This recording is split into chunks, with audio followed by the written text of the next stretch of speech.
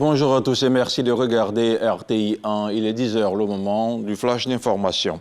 Il s'est tenu hier, mercredi 10 juillet 2024, un conseil des ministres de 11 h à 13 h 30 au palais de la présidence de la République. La rencontre était dirigée par le président Alassane Ouattara, chef de l'État. L'ordre du jour de cette réunion comportait des mesures générales, des projets de décret, des mesures individuelles et des communications. Nous y reviendrons au cours de l'édition de 13 h avec le compte-rendu complet de Mahama Traoré. C'est un mode de transport révolutionnaire. Les travaux de construction du BRT, la ligne de bus Rapid Transit, ont été lancés hier mercredi à Bingerville. Le premier coup de pioche a été donné par le chef du gouvernement. Le Premier ministre Robert Begré-Mambé était entouré du ministre des Transports Amadou Koné, du vice-président de la Banque mondiale Ousmane Diagana et de l'ambassadeur de France en Côte d'Ivoire Jean-Christophe Béliard. Les travaux de construction de la ligne du bus Rapid Transit Yopougon-Bingerville vont coûter 242 milliards de francs CFA. Un peu plus de 1300 sous-officiers vont intégrer la grande famille de la gendarmerie nationale. Ils ont été présentés hier au drapeau au cours d'une cérémonie solennelle. Le général de corps d'armée Alexandre Apalo-Touré a exhorté la nouvelle recrue à préserver la dignité de l'institution. Le reportage de Frédéric Oulaï avec le commentaire de Didier Nguessan. Sous le regard de ses élèves sous-officiers, le drapeau national fait son entrée à la place d'armes de l'école de gendarmerie d'Abidjan. Après 3 mois d'initiation aux pratiques militaires, 1391 stagiaires, dont 95 femmes, au sein de la gendarmerie nationale, sont présentés au drapeau. Le général de corps d'armée Alexandre Apalo-Touré, commandant supérieur de la gendarmerie nationale, rappelle les valeurs qu'incarne le drapeau.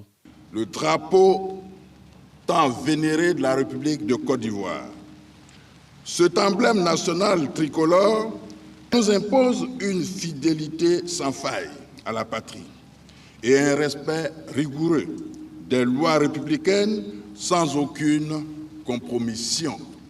Stagiaires de première année, vous faites désormais partie de ceux qui ont la lourde tâche d'honorer, de défendre le drapeau national en tout temps, en tout lieu. Corps d'élite, ces nouvelles recrues de la gendarmerie sont invitées à exercer dans la fidélité, la droiture, l'équité et la légalité. Le général Alexandre Apalo-Touré se veut réaliste sur les questions sécuritaires en Côte d'Ivoire et dans la sous-région. Il exhorte ces hommes à la fermeté, à la dignité et à l'esprit républicain. Vous devez une fidélité sans faille à l'État de Côte d'Ivoire. Pour vos régions, que vous soyez dignes. Pour la République de Côte d'Ivoire, que vous soyez des soldats dignes. Et pour tout dire, vous devez être grand dans l'action. La cérémonie de présentation au drapeau a été marquée par le premier défilé de ces nouveaux élèves sous-officiers sous la musique de la gendarmerie nationale. Au Mali, de nouvelles exactions de l'armée et de ses supplétifs de l'African Corps gérés par les autorités russes ont été rapportés à Takalot, à une trentaine de kilomètres au sud-est de Kidal. Au moins 8 personnes ont été tuées mardi dernier dans ce qui s'apparente à une bavure à double niveau de l'armée. Ces sources s'attendent à un bilan final beaucoup plus lourd car le décompte des victimes et disparues n'est pas terminé. Elles signalent également des destructions et des pillages, notamment à Tassikta et Intimraz. Plusieurs convois de l'armée étaient encore signalés dans la zone de Tine et Sako hier mercredi.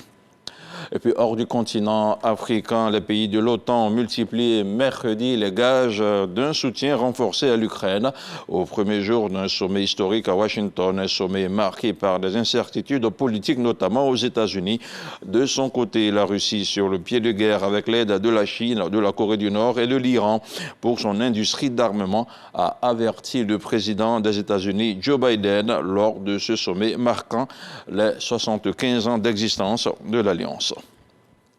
Et c'est tout pour ce flash d'information. On se retrouve à 13 h.